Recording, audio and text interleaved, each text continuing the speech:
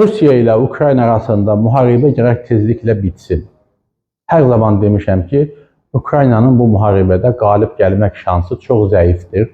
Rusiya güclüdür, Rusiyanın dəstəyi var, böyük ölkədir, nüvə silahı var, raketləri var. Amma Ukrayna qərbdən və Amerika Birləşmiş Ştatlarından istədiyi gücü ala bilmədi, istədiyi silahları ala bilmədi. Ukrayna qərb silahlarının sınaq poligonuna çevrilib.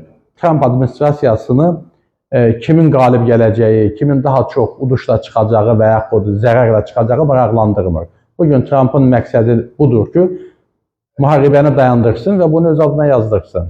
Ukrayna əvvəlki qədər güclü deyil, əvvəlki qədər silahlar ala bilmir və bu onu deməyə əsas verir ki, o daha çox torpaq itirə bilər, daha çox qurbanlar verə bilər. Rusiyanın da burada tam qələbə qazanması mümkün deyil. Avropa buna imkan verməyəcək. Heç Amerika Birləşmiş Ştatları da buna imkan verməz. Və belə görünür ki, bu müharibə uzanacaq və nəticə yoxdur.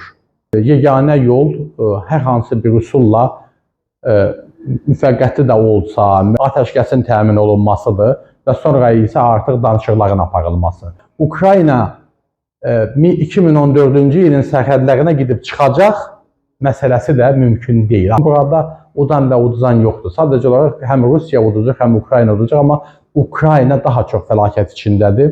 Bu münaqişə müəyyən müddətə dayansa da yenə davam edəcək. Çünki artıq hər iki ölkənin liderlərinin bir-birinə patoloji nifrətləri yaranıb. Zelenskinin güzəştə getmək niyyəti yoxdur. Putinin də belə bir niyyəti yoxdur. Və ona görə də Amerika Birləşmiş Ştatları, nə başqa ölkələr bunu dayandıra bilməz. Bu müharibə davam eləyəcək, canlar alacaq.